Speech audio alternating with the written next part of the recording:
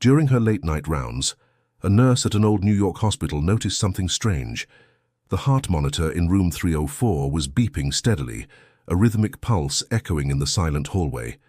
But there was a problem, a chilling, terrifying problem. Room 304 had been officially unoccupied for over 5 years. Every nurse on the floor knew the stories about that room. They called the unseen presence the extra patient.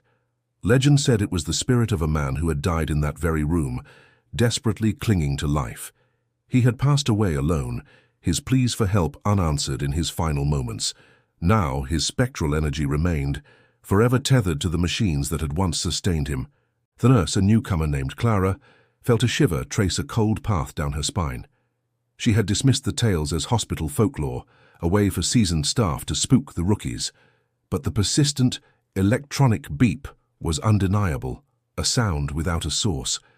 Gathering her courage, she slowly pushed open the door to room 304. The room was just as it should be, dark, dusty, and completely empty.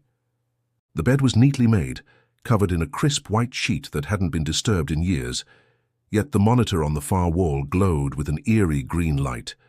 A perfect sine wave danced across the screen, mimicking a healthy, living heartbeat. Beep. Beep. Beep. Clara took a hesitant step inside, her own heart pounding in her chest, a frantic counterpoint to the machine's calm rhythm. The air grew heavy and cold, thick with an unseen tension. Suddenly the beeping quickened, becoming erratic and urgent. A wave of panic washed over her as the monitor's alarm began to shriek through the empty room. The green line on the screen spiked violently before flatlining into a single piercing tone. And then, as suddenly as it began, there was only silence. The monitor went dark. The room was still once more. Clara backed away slowly, never taking her eyes off the now lifeless machine.